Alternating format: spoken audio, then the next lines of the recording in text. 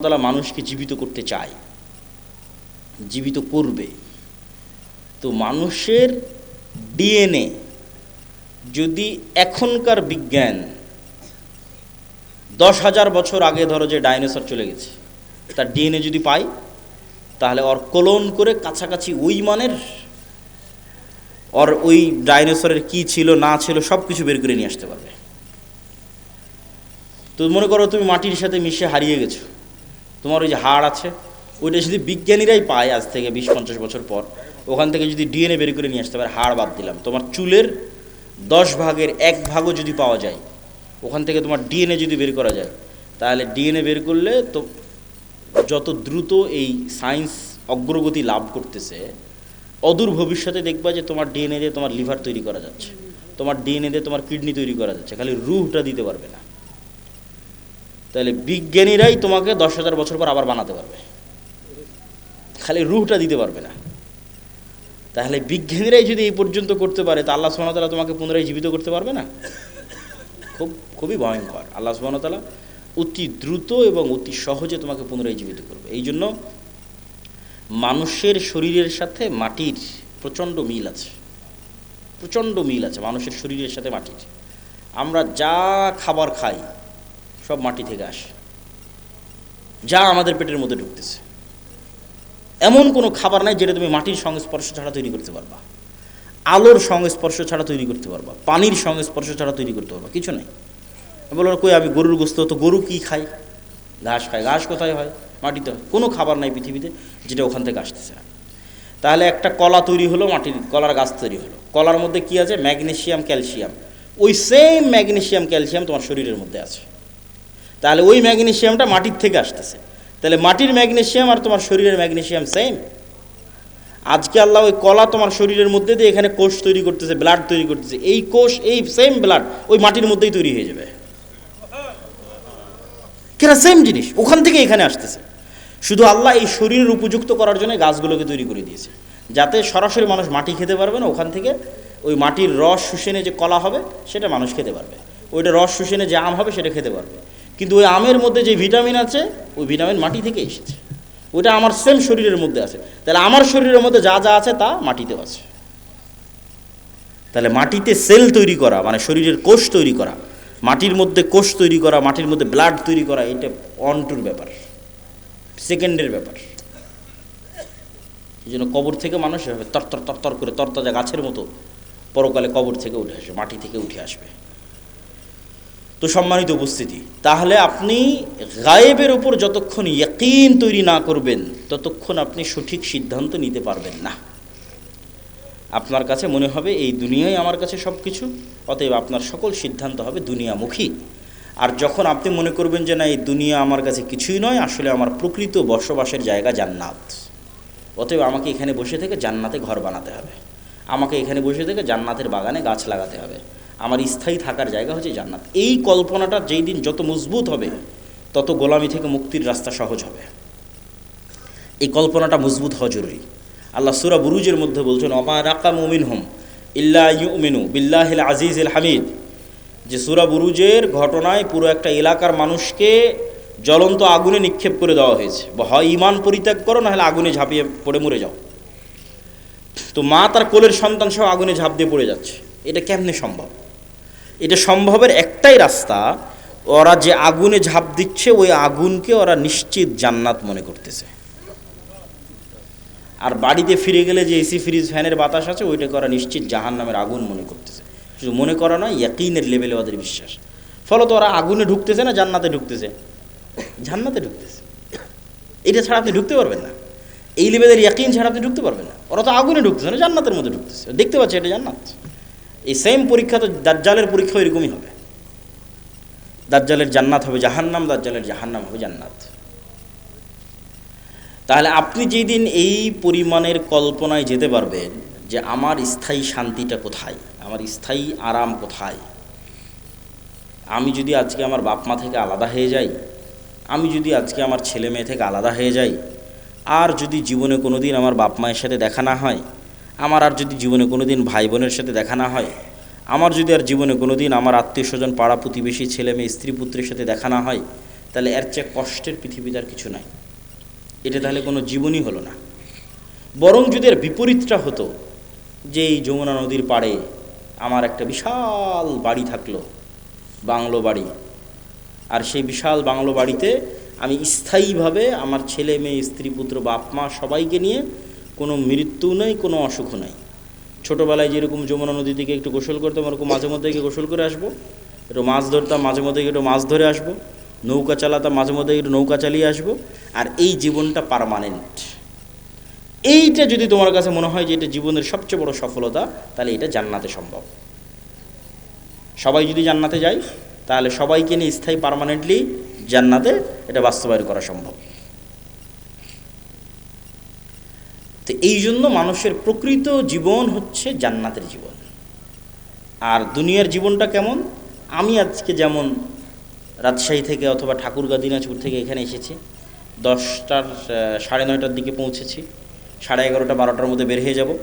এইখানে যে আমি 1-1.5 ঘন্টা আছি, আর আপনারা যারা এখানে বক্তব্য শুনতে এসেছেন 1-1.5 ঘন্টা আছেন, এই 1-1.5 ঘন্টার সময় যেমন, এই পুরো 60 বছরের সময় তেমন। এটা সফরের মধ্যে একটা যাত্রা বিরতি। সফরটা শুরু হয়েছে যেদিন আল্লাহ রূহ তৈরি করেছিল, এই সফরটা শেষ হবে জান্নাতে এবং জাহান্নামে যাওয়ার মধ্যে। তাহলে লম্বা সময়ের মধ্যে এই 60 বছর অতি ছোট। ঠিক এই পুরো 60 বছরের মধ্যে এখনকার 1-1.5 ঘন্টা যত ছোট। এবং মানুষ যখন পরকালে উঠবে, তখন মানুষের কাছে এটাই মনে হবে যে আমরা দুনিয়াতে মনে হয় 1-1.5 ঘন্টা ছিলাম।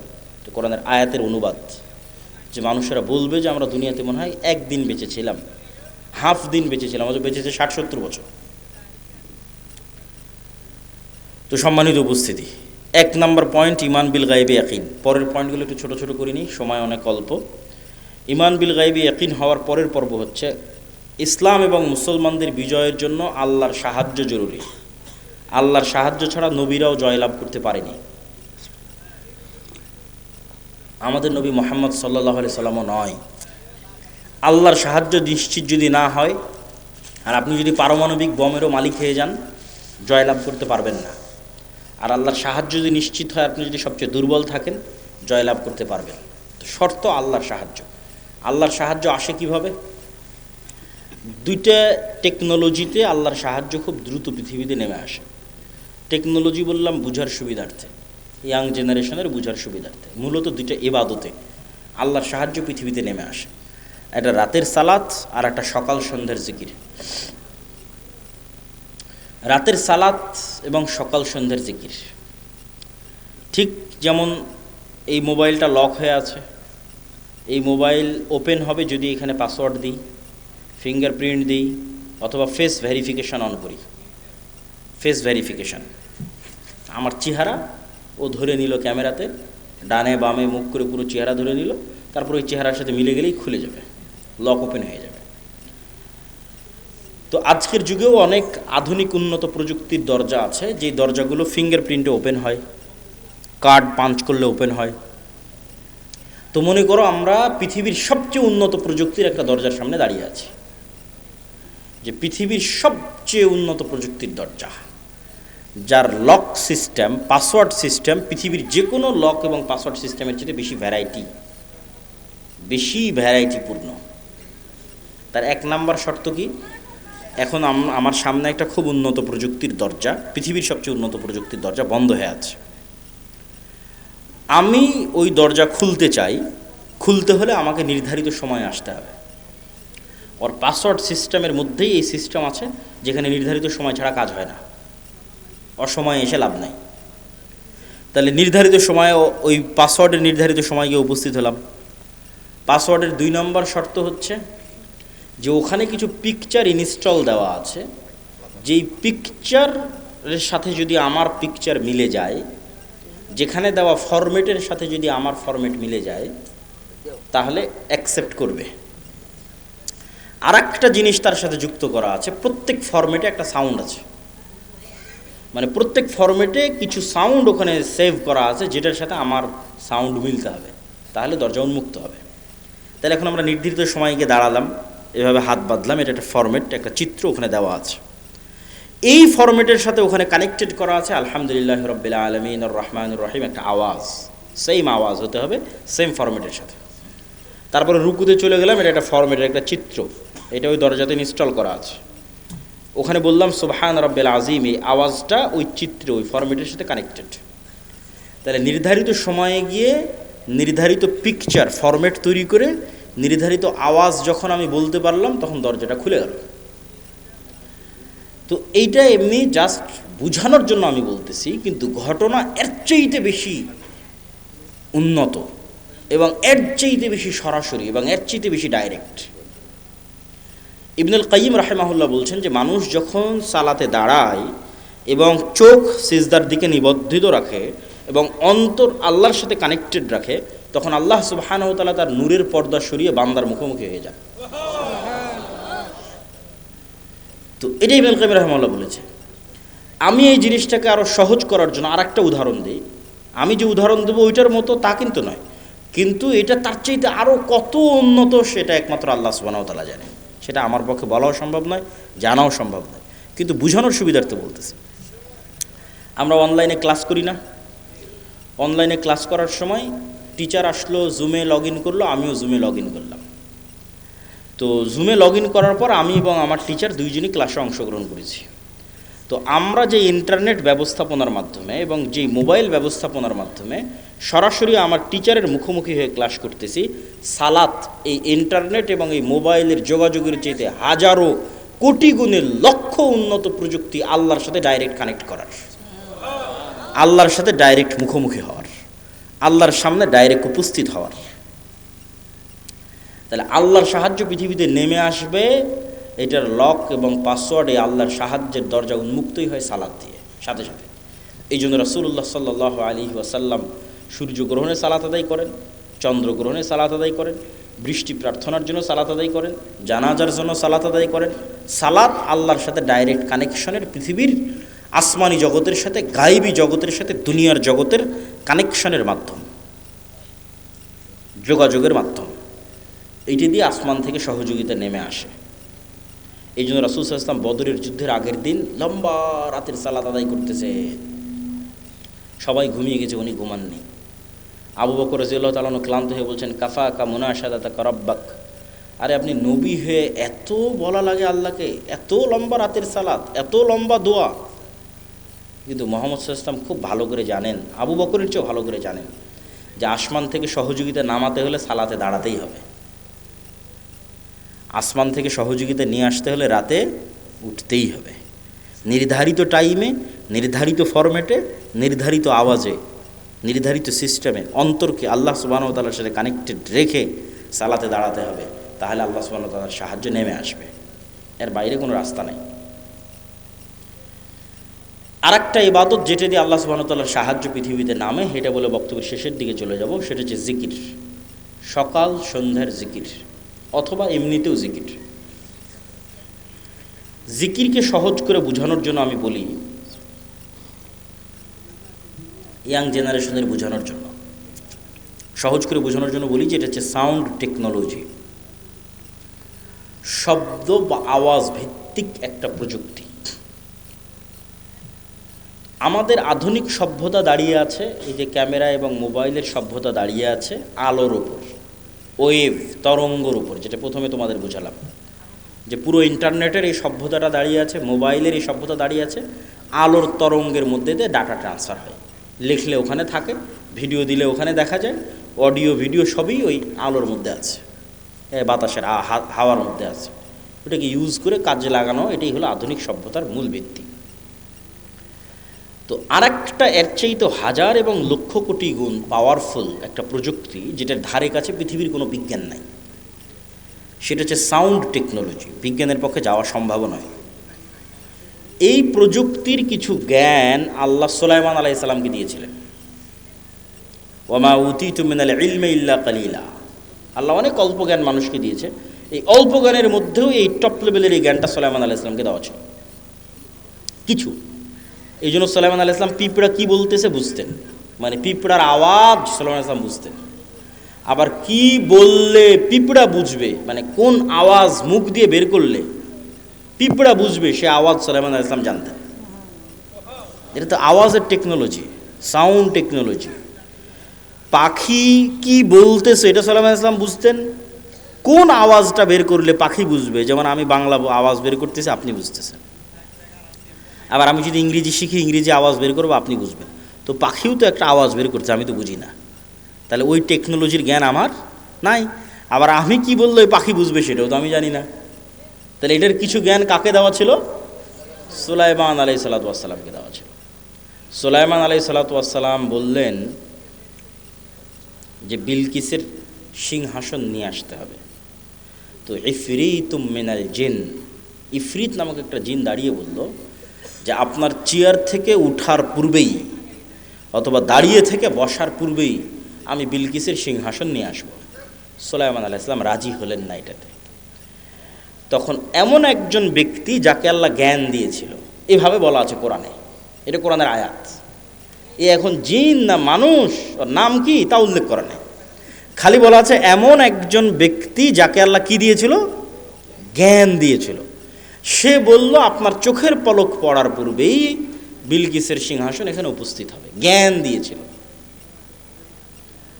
তো অনেক মুফাসসিরিনে কিরাম অ্যানালাইসিস করেছে, বিশ্লেষণ করেছে, এবং আমার কাছে মনে হয় হতে পারে, আল্লাহ ভালো জানে, জ্ঞান আল্লাহর কাছে, যে উনি বিশেষ কোনো জিকির জানতেন, যেই জিকির দিয়ে উনি চোখের পলকে সিংহাসনকে সেখান থেকে উঠিয়ে সুলাইমান আলাইহিসসালাতু ওয়াসসালামের সামনে পেশ করে দিয়েছেন। এটা হচ্ছে সাউন্ড টেকনোলজি, বিশেষ কোনো জ্ঞান আল্লাহ ওনাকে দিয়েছিলেন, যিনি বিলকিসের এই সিংহাসনকে সেখান থেকে উঠিয়ে নিয়ে এসেছে চোখের পলকে। কিভাবে আনা যাবে, কোন প্রযুক্তিতে আনা যাবে, এটার জ্ঞান আল্লাহ তাকে দিয়েছিল। কোরআনে বলা আছে এমন একজন ব্যক্তি যাকে আল্লাহ জ্ঞান দিয়েছিলেন। তো আওয়াজ যে খুবই পাওয়ারফুল, আওয়াজ যে খুবই শক্তিশালী, তার দুটো উদাহরণ দেই। এক, আল্লাহ কিয়ামত কায়েম করবে আওয়াজ দিয়ে।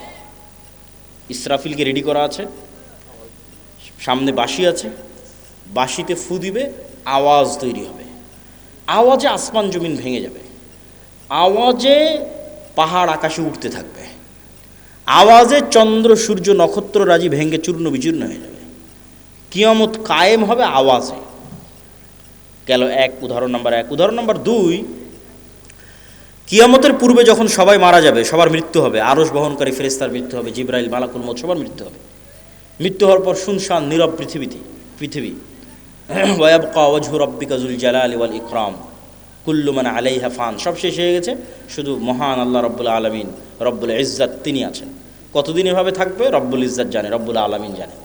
তারপরে উনি যখন পৃথিবীর সব মানুষকে কিয়ামত কায়েম করতে চাইবেন, তখন ইসরাফিলকে জীবিত করে আবার ওই বাঁশিতে ফু দিতে বলবেন, সেখান থেকে একটা আওয়াজ তৈরি হবে, আওয়াজে দুনিয়ার সব মানুষ কবর থেকে উঠে কিয়ামতের মাঠের দিকে উলঙ্গ অবস্থায় দৌড়াতে থাকবে। তাহলে আওয়াজ কত পাওয়ারফুল, আওয়াজের ধরন কত পাওয়ারফুল হতে পারে যে আওয়াজে সব মানুষ জীবিত হয়ে যাবে, আওয়াজে আসমান জমিন ধ্বংস হয়ে যাবে। আওয়াজ যে শক্তিশালী, শব্দ যে শক্তিশালী, বাক্য যে শক্তিশালী, সাউন্ড যে শক্তিশালী, এর আরেকটা উদাহরণ দিয়ে এই পর্বের আলোচনা শেষ করি। আল্লাহ সুবহানাহু ওয়া তাআলা বলছেন ইউসাব্বিহু লিল্লাহি মা ফিস সামাওয়াতি ওয়া মা ফিল আরজ। এটা গায়েবের নিউজ, গায়েবে এটা চলতেছে, আমরা জানি না, আল্লাহ নিজে সংবাদ দিচ্ছে। সেটা কি? আসমান জমিন এবং তার মধ্যে যা কিছু আছে, এই টিস্যু হোক, আর এই পিরিচের প্লেট হোক, আর এই পোস্টার হোক, আর এই গায়ের জামা হোক, আর প্যান্ডেল হোক, আর এই মাইক হোক, আর মোবাইল হোক, এরা 24 ঘন্টা আল্লাহর তাসবিহ পাঠ করতেছে। আল্লাহু আকবার। আসমান এবং জমিনের মধ্যে যা কিছু আছে, কীট পতঙ্গ, পঙ্গপাল, জীব জন্তু, জানোয়ার, সব আল্লাহর তাসবিহ পাঠ করতেছে 24 ঘন্টা।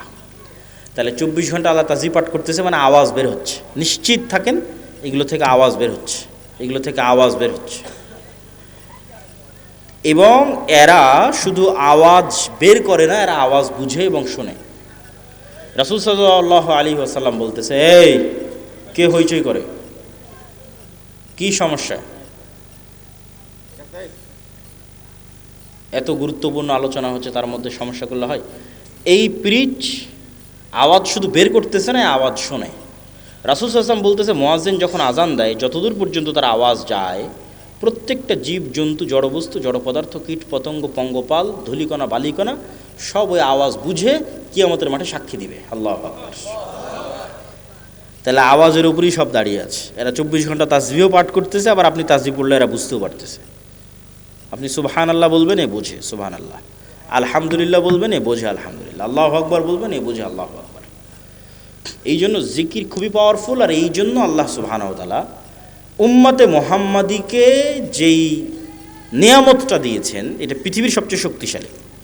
মুসা আলাইহি সালাতু ওয়াসসালামের লাঠি এবং ঈসা আলাইহিস সালাতু ওয়াসসালাম যে জীবিতকে মৃত করতেন আর অন্ধকে চক্ষুষ্মান করতেন, টাক মাথায় হাত দিলে চুল গজিয়ে যেত, এগুলো সবগুলোর চেয়ে পাওয়ারফুল হচ্ছে এই কোরআন। কেন মুসা আলাইহিস সালামের লাঠির চেয়ে তো পাওয়ারফুল? কেন এই কোরআন সরাসরি আল্লাহর নিজের আওয়াজ, বলেন আল্লাহু আকবার। আল্লাহর নিজের সাউন্ড, আল্লাহর নিজের শব্দ, আল্লাহর নিজের বাক্য। পৃথিবীতে থাকা একমাত্র কিছু যা ডাইরেক্টলি কানেক্টেড রব্বুল আলামিনের জাতের সাথে, একমাত্র। আর বাকি পৃথিবীর সব আল্লাহর সৃষ্টি। শুধু কোরআন সরাসরি আল্লাহর আওয়াজ, আল্লাহর সাউন্ড, যা আল্লাহর থেকে জিবরাইল আলাইহিস সালাম শুনেছে, জিবরাইল আলাইহিস সালাম থেকে মুহাম্মদ সাল্লাল্লাহু আলাইহি ওয়াসাল্লাম শুনেছে, তার কাছ থেকে আমরা শুনেছি। তাহলে উম্মতে মুহাম্মাদের উপর সবচেয়ে বড় নেয়ামত হচ্ছে কোরআন। আর এই জন্য সবচেয়ে বড় জিকির হচ্ছে কোরআন। সর্বশ্রেষ্ঠ জিকির হচ্ছে কোরআন তেলাওয়াত। কিন্তু এই কোরআন বুঝলে তো, মানলে তো উম্মতে মুহাম্মাদের মুক্তি হবে। কেউ বুঝেও না, কেউ মানেও না, হাফেজ হয়ে শেষ, তাহলে তো হবে না। শুধু কোরআন আরবিতে পড়া শিখে নিলাম দিয়ে শেষ না। কোরআনে আল্লাহ সুবহানাহু ওয়া তাআলা বোঝার জিনিস দিয়েছেন, চিন্তা করার জিনিস দিয়েছেন, এটা খুব জরুরি। তো আমাদের বক্তব্যের শেষ দুইটা পয়েন্ট। আজকের অবশ্য সব আলোচনা আল্লাহর পথে যাত্রা এই বইয়ের মধ্যে আছে। এই বইটা প্রত্যেক মসজিদ, মাদ্রাসায়, স্কুল, কলেজে প্রতি সপ্তাহে অন্তত একদিন সাপ্তাহিক দার্সের অন্তর্ভুক্ত করা উচিত, পাঠচক্র, তালিমি বৈঠকের অন্তর্ভুক্ত করা উচিত। তবে বইটা আজকে নাই, এর আগের প্রোগ্রামই শেষ হয়ে গেছে।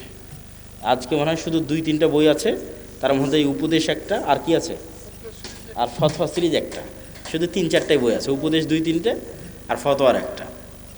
আগের প্রোগ্রামে সব বই শেষ হয়ে যাওয়াতে আমরা এখানে আর নিয়ে আসতে পারিনি। তবে কোনো বই না নিলেও আল্লাহর পথে যাত্রা এই বইটা অনলাইনে অর্ডার দিয়ে হলেও, জামিয়া সালাফিতে যোগাযোগ করে হলেও প্রত্যেক মসজিদে, মাদ্রাসায়, ব্যক্তিগত বাড়িতে, পরিবারে একটা করে রাখা উচিত। এটা ঈমান বিল গায়বে ইয়াকিন তৈরি করার জন্য। শেষ 2 পয়েন্ট, সত্যবাদিতা, ন্যায়পরায়ণতা আর জ্ঞান ও শিক্ষা। পৃথিবীতে গোলামি থেকে মুক্ত হওয়ার জন্য এবং নেতা হওয়ার জন্য আল্লাহ কিছু ফাংশন পৃথিবীতে রেখেছেন। এতক্ষণ যেগুলো বলে সব গায়েবের ফাংশন, এখন বাস্তব জগতের ফাংশন বলে।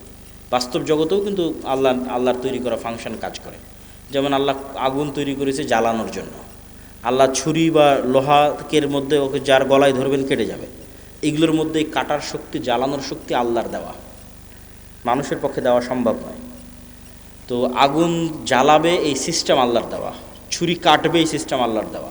এখন তরবারিকে যদি হামজা রাদিয়াল্লাহু তাআলার গলায়ও ধরা হয়, আল্লাহর নবীর চাচা, তাও কেটে যাবে।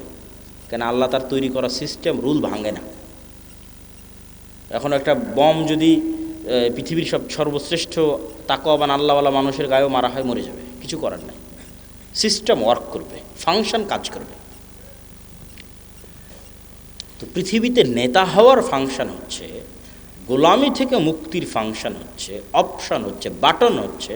মোবাইলে যেমন বাটন আছে কল দেওয়ার, ফ্ল্যাশ লাইট জ্বালানোর, এরকম পৃথিবীতে নেতা হব আমি, গোলামি থেকে মুক্তি চাই, কি ফাংশনে কাজ করবে? তার একটা হচ্ছে জ্ঞান এবং শিক্ষা। জ্ঞান এবং শিক্ষা এটা একটা বাটন, এই বাটনে চাপ দিলে নেতা তৈরি হয়, অটোমেটিক হবেই।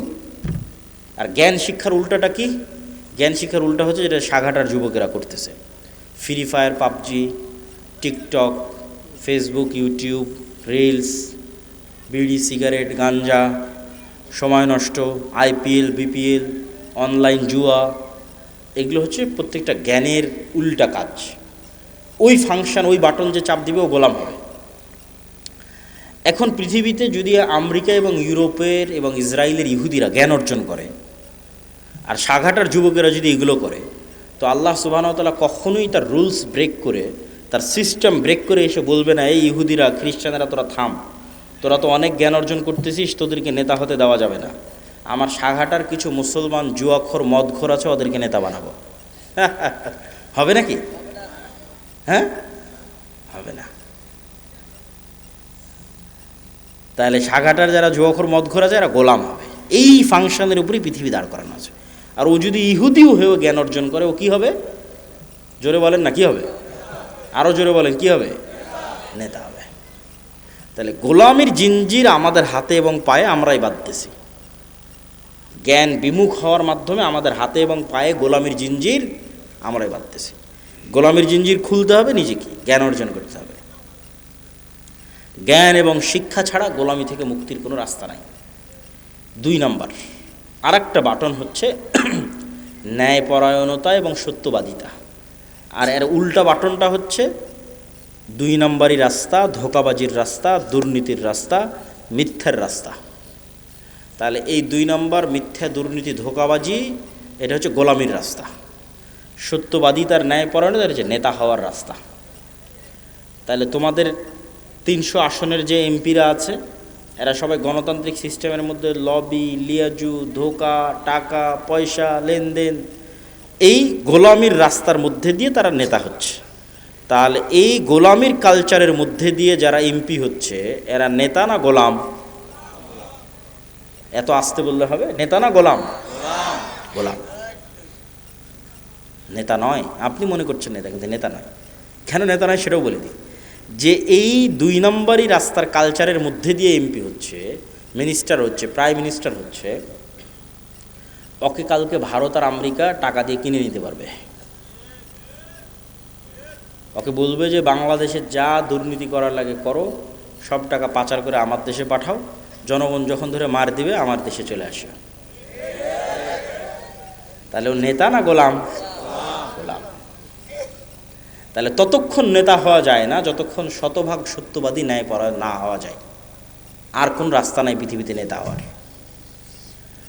ওসি, ডিসি, এসপি, মন্ত্রী, মিনিস্টার, এসিল্যান্ড, সাব রেজিস্ট্রার, মাদ্রাসার শিক্ষক, প্রধান শিক্ষক, আলেম, ওলামা, হুজুর, ইসলামী দল, সংগঠন, সবার মধ্যে বাহ্যিক ইসলাম আছে। বেশিরভাগের মধ্যে 50% হয়তো সালাত আদায় করে, 60-70% হয়তো ওমরা করে। কিন্তু এই চেয়ারটাতে যখন বসতেছে, তখন চেয়ারের আমানত আর রক্ষা করে না। তখন 2 নম্বরই রাস্তা অবলম্বন করে, ঘুষ, সুদ, দুর্নীতি, টাকা পয়সা সবগুলোর মধ্যে ঢুকে পড়ে। তাহলে সে আসলে বুঝেইনি ইসলাম কি, সে আসলে মোনাফিক। সে কি? মোনাফিক। রাসূল সাল্লাল্লাহু আলাইহি ওয়াসাল্লামের হাদিস যে সে মোনাফিক। এখন আপনারা সাগাটার মানুষ কেমনে পরীক্ষা করবেন যে আপনি নেতা হওয়ার যোগ্য না যোগ্য না? জ্ঞান আর শিক্ষার পরীক্ষা তো এমনি করতে পারবেন, জ্ঞান অর্জন শিক্ষার সাথে আছেন কিনা। ন্যায়পরায়ণতা, সত্যবাদিতার পরীক্ষা কেমনি করবেন? আপনারা যদি আপনাদের পিতার সম্পত্তিতে নিজ নিজ বোনকে ন্যায়ের সাথে, ইনসাফের সাথে তার যে সম্পত্তি পাওয়ার হক সেটা দিয়ে থাকেন, তাহলে আপনার মধ্যে নেতা হওয়ার গুণ বিরাজমান আছে। আর যদি না দিয়ে থাকেন, যমুনার চরেরটা বোনকে, আর যেটা বেশি দামি রাস্তার পাশে উঁচু সেটা নিজে, ভিটা বাড়ি নিজের, আর যেটাতে আবাদি হয় না, ডুবে থাকে 6 মাস, সেটা বোনের, অথবা দেনইনি বোনকে, তাহলে আপনার মধ্যে গোলামির স্বভাব বিরাজমান আছে। আপনিও গোলাম, আপনার পরবর্তী 14 পুরুষ পর্যন্ত গোলাম থাকবে। এবং আপনাকে যদি আমি আজকে বাংলাদেশের প্রধানমন্ত্রী বানিয়ে দিই, আপনি গত 16 বছরের চেয়ে বেশি দুর্নীতি করবেন। তাহলে এই যতক্ষণ পর্যন্ত নিজ নিজ জায়গা থেকে সবাই সত্যবাদী এবং ন্যায়পরায়ণ না হয়ে, যত মতো বুঝেইনি ইসলাম কি, ও তো নিজেকেই ধোকা দিচ্ছে। মনে করছে আরে আমি হজ করলাম, ওমরা করলাম, সালাত আদায় করলাম, মসজিদ মাদ্রাসায় দান করলাম, বিশেষ অতিথি, প্রধান অতিথি হয়ে বসে আছি, আর কি? সব মুনাফিক। ইজা তুমিনা খানা, মুনাফিকের আলামত হচ্ছে দায়িত্বের আমানতের সাথে খেয়ানত করে। এদের অন্তরে ঈমান ঢোকে নেই, এদের বাহ্যিক ইবাদত কবুল হবে না, এদের বাহ্যিক ইবাদত কাজে দিবে না। লা ঈমান আল ঈমান লা আমানাত লাহু। যে অন্তরে ঈমান ঢুকে গেছে, ওই অন্তরে আমানতের খেয়ানত ঢুকতে পারে না। যে অন্তরে আল্লাহর ঈমান ঢুকে গেছে, ওই অন্তরে 2 নম্বরই রাস্তা ঢুকতে পারে না। সম্মানিত উপস্থিতি, আল্লাহ সুবহানাহু ওয়া তাআলা আমাদের এই 5টা পয়েন্টের উপর, ঈমান বিল গায়বে ইয়াকিন, তারপরে হচ্ছে আল্লাহর সাহায্য ছাড়া বিজয় হয় না, আল্লাহর সাহায্য দুনিয়াতে আনার জন্য রাতের সালাত, সকাল সন্ধ্যার জিকির, 5 ওয়াক্ত সালাত তো লাগবেই, নাহলে আল্লাহ গণার মধ্যেই ধরবে না, কাউন্টের মধ্যেই ধরবে না। তার পাশাপাশি সর্বোচ্চ পর্যায়ের জ্ঞান এবং সর্বোচ্চ পর্যায়ের শতভাগ ন্যায়পরায়ণতা এবং আমানতদারিতা। এরকম যদি 500টা মানুষও তৈরি হয়, শুধু বাংলাদেশে না, পৃথিবীতেই ইসলাম বিজয়ী হয়ে যাবে, শুধু বাংলাদেশে না, ইনশাআল্লাহ। এই বলে সংক্ষিপ্ত বক্তব্য এখানেই শেষ করছি। সুবহানাকা আল্লাহুম্মা ওয়া বিহামদিকা আশহাদু আল্লা ইলাহা ইল্লা আনতা। কিছু প্রশ্ন আছে, একবার এভাবে হইচই